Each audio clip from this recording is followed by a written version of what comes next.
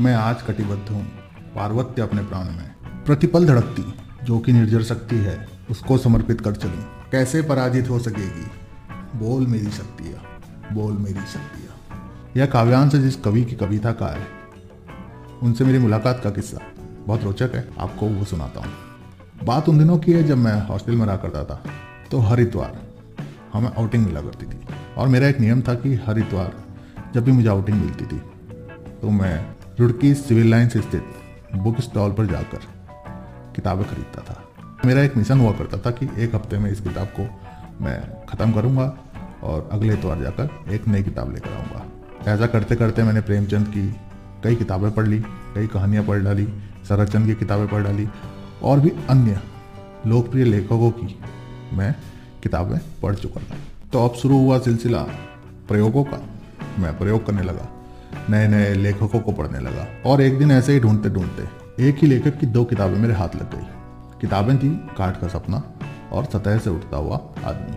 मैं दोनों ही किताबों को खरीद लाया और हॉस्टल में आकर जब उन्हें पढ़ना शुरू किया तो उनका कथानक कुछ इस प्रकार का था कि वो मन मस्तिष्क में बस जाता था। आज इस बात को करीब 12-13 साल बीत चुके हैं, पर ना ही वो कहानियाँ मेरे मन मस्तिष्क से दूर हुई हैं, ना ही वो लेखक कवि मेरे दिल से दूर हो पाया है।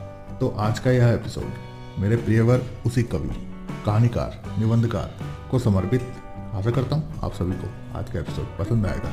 अगर चैनल पर नए हैं, पहली बार कोई वीडियो देख रहे हैं इस चैनल का, तो प्लीज़ चैनल को सब्सक्राइब जरूर कीजिएगा। और यह एपिसोड बहुत रोचक होने वाला है, तो प्लीज़ अभी शुरू करने से पूर्व इस वीडियो को लाइक कर दीजिए। तो चलिए अब बिना किसी देरी के शुरू करते हैं आज का एपिसोड।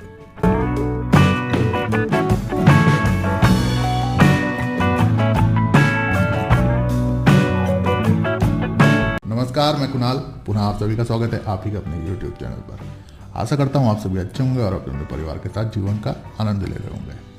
तो चलिए आज आपको सुनाता हूँ हिंदी साहित्य के अति विशिष्ट कवि, रहस्यवाद के प्रमुख, फैंटेसी के अग्रणी कवि श्री गजानन माधव मुक्तिबोध जी की संक्षिप्त जीवनी और उनकी एक कविता।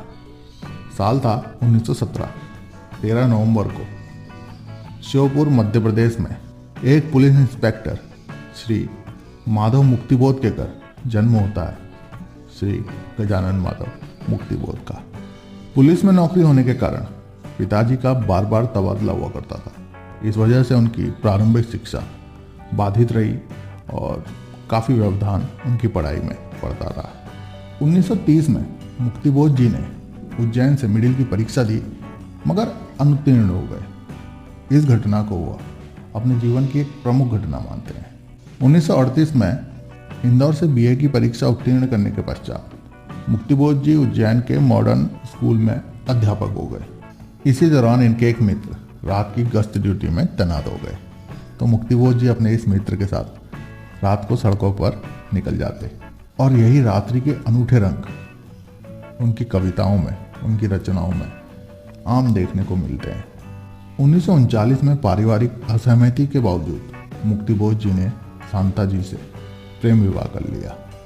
1940 में मुक्तिबोध जी सुजालपुर के शारदा शिक्षा सदन में अध्यापक हो गए और 1942 में जब यह सदन बंद हुआ तो वे उज्जैन आ गए और यहाँ पर उन्होंने कई छोटी बड़ी नौकरियाँ करी। 1943 में अंग्रेजी द्वारा संपादित क्रांतिकारी काव्य संकलन तार सप्तक के पहले कवि बनने का मुक्तिबोध जी को अवसर मिला।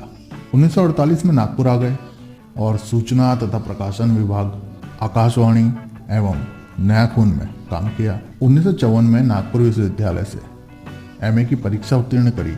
1958 में दिग्विजय महाविद्यालय राजनानंद गांव में प्राध्यापक नियुक्त हुए और इसी के साथ मुक्तिबोध जी की आजीविका की खोज समाप्त होती है। श्री गजानन माधव मुक्तिबोध एक ऐसे रचनाकार हैं जिन्होंने हिंदी साहित्य की हर विधा में अपना हाथ आजमाया और अद्वितीय कार्य किया। ऐसा कार्य किया कि आज भी उस कार्य की पुनरावृत्ति नहीं हो सकी है।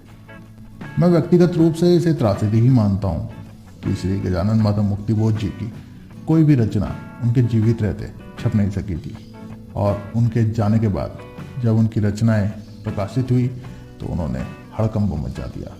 आज भी मुक्तिबोध जी की जो कविताएं हैं उनकी पुनरावृत्ति तो नहीं हो सकी है और उन पर शोध कार्य लगातार जारी है।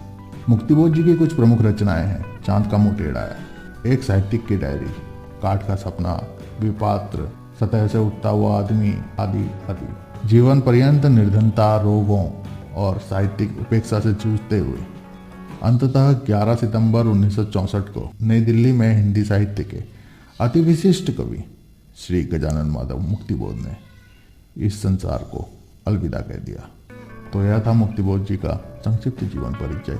अब उनकी एक कविता आप सभी के बीच प्रस्तुत करता हूँ। कविता का शीर्षक है सहर्ष स्वीकारा है। जिंदगी में जो कुछ है, जो भी है, सहर्ष स्वीकारा है, इसलिए कि जो कुछ भी मेरा है वह तुम्हें प्यारा है। गर्बीली गरीबी ये गंभीर अनुभव सब, यह विचार वैभव सब, दृढ़ता यह भीतर की सरिता, यह अभिनव सब मौलिक है। मौलिक है इसलिए कि पल पल में जो कुछ भी जागृत है, अपलक है, संवेदन तुम्हारा है। जाने क्या रिश्ता है, जाने क्या नाता है, जितना भी उड़ेलता हूँ भर भर फिर आता है। दिल में क्या झरना है, मीठे पानी का सोता है, भीतर वह ऊपर तुम, मुस्काता चांद क्यों, धरती पर रात भर मुझ पर त्यों, तुम्हारा ही खिलता हुआ चेहरा है।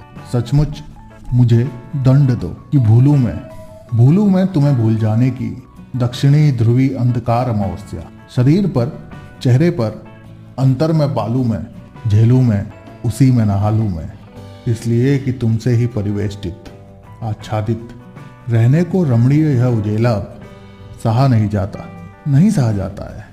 ममता के बादल की मंडराती कोमलता भीतर पिराती है। कमजोर और अक्षम अब हो गई है आत्मा, छटपटाती छाती को भवितव्यता डराती है। बहलाती सहलाती आत्मीयता बर्दाश्त नहीं होती है। सचमुच मुझे दंड दो कि हो जाऊं पाताली अंधेरों की गुहाओं में, पीपरों में, धुएं के बादलों में, बिल्कुल मैं लापता कि वहां भी तो तुम्हारा ही सहारा है।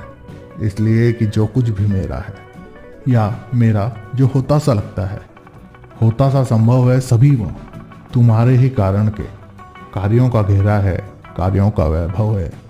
अब तक तो जिंदगी में जो कुछ था, जो कुछ है, सहर्ष स्वीकारा है, इसलिए कि जो कुछ भी मेरा है वह तुम्हें प्यारा है, वह तुम्हें प्यारा है।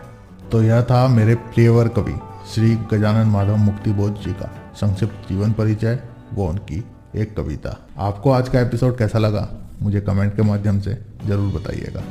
अगर आप चाहते हैं आपकी कोई कविता या कहानी मैं अपने इस चैनल के वीडियो पर पढूं तो मुझे ईमेल के माध्यम से ज़रूर भेजिएगा। और अगर कोई बात कहना चाहते हैं तो आप मुझे इंस्टाग्राम पर डीएम भी कर सकते हैं। अगर इस तरह के वीडियोस देखना पसंद है तो प्लीज़ इस चैनल को सब्सक्राइब जरूर कीजिएगा। अपने दोस्तों के साथ, परिवार वालों के साथ इस वीडियो को शेयर जरूर कीजिएगा। और हाँ, इस वीडियो को लाइक करना बिल्कुल भी मत भूलिएगा। चलिए, आज के एपिसोड के लिए इतना ही। अगले एपिसोड में आप सभी से पुनः भेंट होगी। तब तक के लिए खुश रहिए, स्वस्थ रहिए। नमस्कार, जय हिंद, जय भारत।